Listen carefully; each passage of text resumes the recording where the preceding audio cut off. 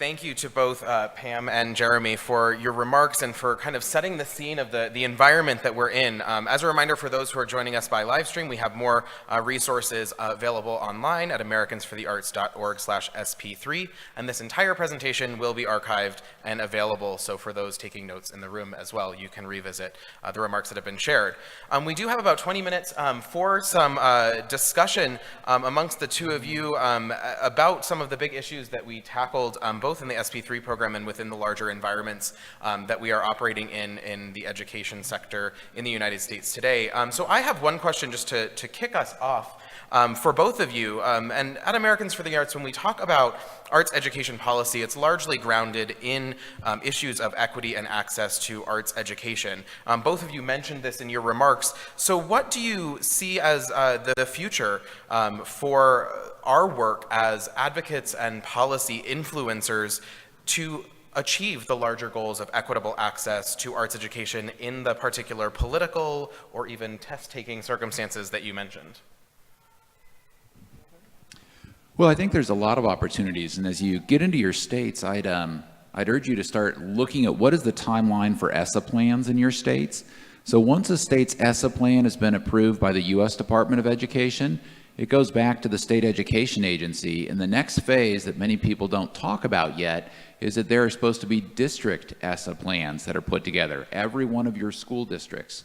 And so that in some states is manageable. There's 40 school districts. In some states, there's 600 school districts. But figuring out how you can make those connections and start to show your successes to some of those superintendents and some of those local school boards on the value of getting that into their district ESSA plan will be a really important component that I'd urge you to not let go by without taking some action.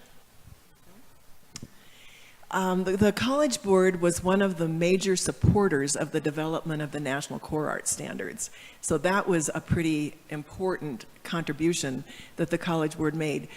And subsequently, and I always say this in my state, that the art standards are the #1 policy initiative that we need to pay attention to, because it means every student in our state gets expectations to study in the arts, as well as a graduation requirement at the high school level. So I do think that the standards that the College Board helped us with are incredibly important, but we've also been talking about AP. There are certain arts courses available through advanced placement. There's music theory, and there's some visual arts AP courses, as well as art history. But it seems like one of the things that we're aware of, although middle schools can't be members of the College Board, you need to start sooner in order for the access to really be available and students prepared with the knowledge and skills that they need to succeed. So we've made a commitment to start working more with middle schools. And there's a new program that will launch next fall through the College Board called Pre-AP. Now, a lot of districts have Pre-AP already that they made up, and it isn't even part of the College Board. But this will be a Pre-AP program that has been done in, I think, 5 areas: algebra, biology, ELA, visual and performing arts, and history and geography. And it's expected that schools will take this as a package. And so it's another way that we can start to get the arts out in schools across the country, across the world, through these middle school programs that will be developed. We'll launch with 100 schools in the fall, and then by 2020, it'll be a full launch. And again, the arts are in there. So I'm happy to say that there are ways that the College Board's continuing to keep the arts as a means of being accessible broadly. And that's a great segue, Pam. Particularly, I loved the combination of assessment plus opportunity, particularly around the narrative that has been built around assessment in this country in the past decade or so. So a question for both of you: how do you see that type of pairing with the assessments that are required and the accountability that's required, particularly for the arts in this new era of ESSA, being matched with the opportunities that are offered in many of the other provisions of the bill, particularly around teacher professional development or resourcing for well-rounded education? Well, I think there's a lot of interesting case studies out there that you can take forward into your state and share as they're trying to figure out what kind of changes are going to be made to the assessment and what could be made to professional development for teachers and curriculum. I talk a lot about a study that the U.S. Department of Ed did, but with one of our arts education partners, the Wolf Trap Foundation. Wolf Trap Foundation put a good amount of money into some early learning programs in some very high poverty neighborhoods outside of D.C. I think they're in Maryland. And this was an arts program that they instituted in an early learning classroom setting, and the goal was not to teach arts. The goal was to see if they could increase math scores. And after they did the analysis on this, students who went through that art program in their early learning classroom actually ended up by third grade being 2 grade levels ahead in math scores than those students who didn't. It's taking studies like that and sharing that data, that success, with your superintendents, with your district personnel at the state level that helps them to rethink, okay, what should we be doing differently? How did they introduce that in early learning? Could we do the same on our first grade or second grade or third grade level with the goal of increasing some of our math scores? There are a number of studies like that that show that arts interventions and including arts in multiple different ways of learning have brought up some of the test scores that some of that legislation is really aimed at trying to achieve. I'll have to speak specifically to Minnesota. And we did a lot of listening sessions, the Department of Education did, and arts kept coming up. People everywhere wanted to make sure that there were arts in the ESSA plan, and they are. There's a couple of tiny places where the arts are mentioned, but I think there's the possibility for big impact, especially with the well-rounded. And I think people get it, that they want their children to have the arts, they want that creativity and imagination in their children's education. I feel like our part is to show them how that can look and why that's so successful. And so doing things like turnaround arts, we've got 7 turnaround art schools in our state. We have schools that are all around the rural part of our state in a project that we call PAINT. It stands for Purpose Arts Integration Network of Teachers. And I think those are visible ways to show people that it's not just little ones that can learn through arts integration. We've got just as many high schools that are doing it, and it's complicated with their schedules. And we know that there are certain things you have to figure out when you're trying to make that a reality in a high school, but we're asking them to co-teach. That's hard to do too, but that's a great model for bringing the arts and other subject areas together. And we've discovered that that means the other teachers are learning about our art standards, and our arts teachers are learning about the other standards, and they're doing a lot of inspiring work for both the students and the teachers. So I think it probably is modeling it and sharing it and videotaping it and getting it out there so that it's real, because if you just say the words, a lot of people just can't imagine what it looks like to include the arts in all sorts of aspects of education. And Jeff, just to add to that, I mean, the goal in a lot of this legislation, especially with Every Student Succeeds Act and what some states are doing for the assessments, is to guarantee that all children are getting an adequate education so that they're ready to move out into the workforce. We know that you're not going to get your bottom 20% performing students to move just by raising the best of your students' test scores. There actually has to be intervention to make a difference in these students that are having the most difficult time. Using some of the data on things like students who are engaged in an additional activity like music or band or arts are much more likely to stay engaged for all 4 years of high school, which means they're probably much more likely to be able to see some progress in their educational attainment and increase those assessment scores for the state. That's the kind of interventions that you want to be talking about with some of your policymakers, because we can't just try to get the best performing students to do a little bit better on test scores and say our state average went up. Most states, to meet the goals that they have, are going to have interventions that help the lowest performing 20%. And there are multiple success stories across the country and case studies that you can use to show where arts and other activities have been very helpful there.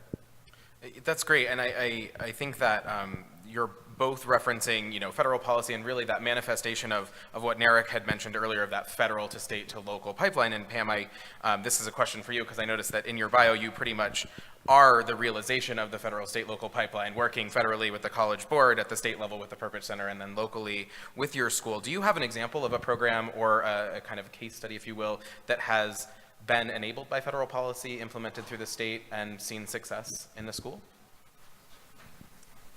Well, I don't know if you would call Turnaround Arts one of those federal policies or not, but it clearly has been, from the national level at least, we were in the second cohort. They had 8 schools that were involved initially. We came in on that second cohort with 4 schools, and we got state funding to do that. I think the first year we got about $1 million, and then after that, to run that program for a couple of years, it was more like 1.4, and now we've brought that inside of our own agency, so we're not getting the, I mean, we're funded by the state, but this was legacy funds, and so clearly the state has supported it, and then it's in schools, not districts, it's individual schools, but really, when you have a turnaround art school in your district, it becomes pretty much of a local district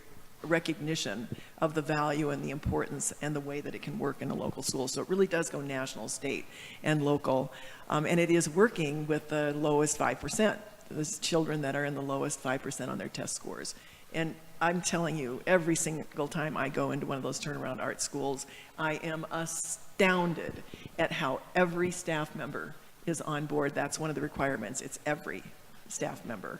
And so it's every kid and every staff member, and it really takes you down from this major high-level work to this individual child who's sitting in front of you and creating something that they probably would not have done if they didn't have that program at hand. Well, great. So let's change gears just a little bit. Jeremy, you opened your remarks by talking about the difference between policy and politics and how that can influence what we've been working on in states across the nation. So where do you see some of these larger trends kind of fall on that spectrum? Do we need to be more aware of policy or of politics? Maybe around appropriations, Title I? What are some of those things that we should be looking out for? Well, I think it's important to get a political lay of the land and to look at things. We do that all the time at the Education Commission of the States because you need to know who you're working with. I don't think that means you have to take one side or the other in the political spectrum, though. I mean, the reality is Republicans have almost 2/3 of the governorships in America right now. Republicans now control about, I think it's 64, 65 of the legislative chambers. It's the first time in America since the Civil War that Republicans control both the House and the Senate chambers in all of the 13 southern states. But that doesn't mean that there aren't really big policies coming out of states. There are a number of them. We've seen more Republican governors putting money into early learning programs than we have Democratic governors over the last couple of years. We've seen a lot more Democratic governors who are focused on some post-secondary policies. So it's important to look at the political lay of the land. The policies, I think, are where you can really look at the bipartisanship that you don't hear about, but it is happening across the country. There's a lot of, I think, policies for what you're working on, especially with SP3, that if you can find a way to get a Democrat and a Republican on the Education Committee or on the Appropriations Committee in your state to embrace things like some of the turnaround arts or some of the integration on the core standards that you're talking about, you will see those policies move rather quickly and probably without the political bluster that we hear about in the news or on Twitter regularly. There are some really, really good individuals, especially in these state houses, who really do want to make a difference. The one thing I'd urge you just to remember is in 2/3 of our state houses, being a legislator is a secondary job for these people. They have a real job and career in some capacity. And education may not be why they ran for office. They happen to be put on an education committee or put on appropriations committee that's dealing with education issues. So you really do have that opportunity to not only, it's not just informing them, you want to earn their trust and become someone that they call upon when they're trying to figure out what's the best opportunity to make a better outcome for our children. And we'll hear more about crafting relationships and building allies with elected and appointed officials in the next session. Absolutely. One of the things that I love to do when I'm at the legislature talking to the members of the both House and Senate is find out what their own arts background might be or what their family's arts background might be. And I am always amazed. A lot of people have experiences that they can draw on, and when they're trying to understand, well, what could a program like an arts integration program look like in a school? We have one legislator whose son is in the band called Trampled by Turtles. Do you know that band? And he's like a groupie. He goes and follows his son and this band around. And I happened to be in Sitka, and there was a poster of Trampled by Turtles, and they were coming to this little town in Alaska. And I went around and asked if I could get a copy of that poster to bring back to this legislator, because I thought he'd be so tickled with it. And no one would give me the poster because the event hadn't happened yet, and they weren't going to give the posters away. But there are so many people that actually have children or have themselves been involved in the arts that can become great allies. Absolutely, thanks. So this summit kind of is acting as a bit of a pivot point away from us talking internally with our 10-state cohort within the State Policy Pilot Program and looking externally towards sharing that knowledge amongst other states and with other influencers and policymakers. So I want to just get your thoughts on how we talk about the very niche area that is the realm of arts education policy. It can be seen as very wonky or something that only a small number of folks around the country care about. So how do your organizations, Education Commission of the States, Arts Education Partnership, the College Board, the Purpose Center, whichever, how do you share knowledge across the country, across your regions with various constituents, whether they be influencers, policymakers, or even folks like parents or teachers? Well, the College Board does an annual forum where they bring together people from all aspects of education, and it really is an opportunity to network and talk about issues. And the one that I worked on with SP3 was teacher evaluation. And it was actually Chris, one of our evaluators, that said, you have to get in touch with another state. There are already states that have been funded by Race to the Top funds who've been working on this particular issue for a number of years, and you don't need to start from scratch. And it was pivotal for us. It was absolutely pivotal when Carol Gates from Colorado came to Minnesota and shared with us what they had been working on. It's ultimately what we did, different because we had to put it in our own Minnesota framework, but basically we created what were called look-fors. What would an administrator look for who's not an arts person, doesn't come from experience there? What do they look for in an arts classroom? And we built this for each of the arts areas at each of the grades levels using the domains that our state uses for our state teacher evaluation process. So to me, I am such a believer now in trying to look for those connections across states. AEP does that at your forum, you're convening, and you find that I found that with the A+ schools being in SP3, another North Carolina initiative that influenced what we did with our Turnaround Arts program, with the arts integration piece. It's critical. I look for those connections everywhere I can, and I think the power of convening that was up on Narik's slide is absolutely right. You need to be able to connect with people across the states so you don't start from square one and you can enhance your work. I think two important things. One is to figure out who your audience really is. I think a lot of time when we believe in something, we try to tell our story, but we aren't really thinking about who is that audience. I mean, think a lot about who is that legislator. Why did that legislator run for office? I use the story a lot about the chair of the Senate Education Committee in Indiana, but Senator Cruz, he's over 60 years of age. His engagement with K-12 schools is with grandchildren, not with his children or not himself.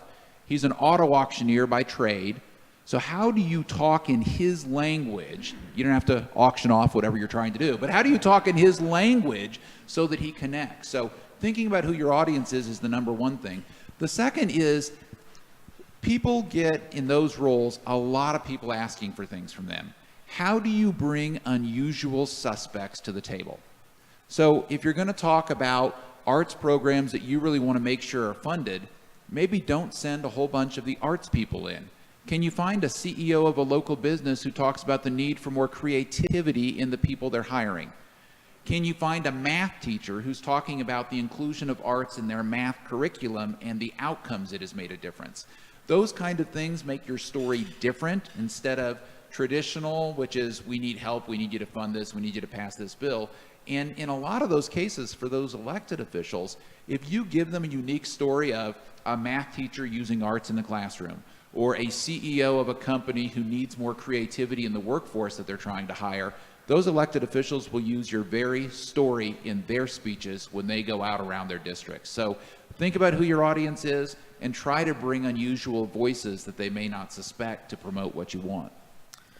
So my last question is based around a philosophy that we have at Americans for the Arts, where we try to pair national clout with local tools, which is a philosophy that largely informed the design of the state policy pilot program.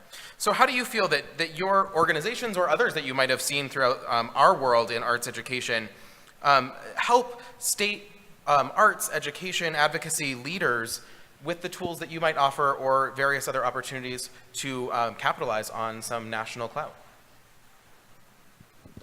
I think the more you can find ways to use a national presence to inform state leaders is key. I mean, we did that at the Education Commission of the States at our national forum we held in San Diego this last year.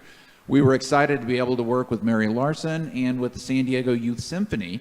And after lunch, when everybody's tired and speakers usually don't get great reception, we had two amazing artists who came and played for us from the San Diego Youth Symphony, and it gave a lot of those state legislators and the governors who were there, and we had more than half of the nation's chief state school officers there, a chance to see the real value of what was being provided in this education. So I think you need to find ways at some of these national organizations you work with to infuse some of your success stories into their curriculum that they're teaching to state legislators and chiefs and governors like that.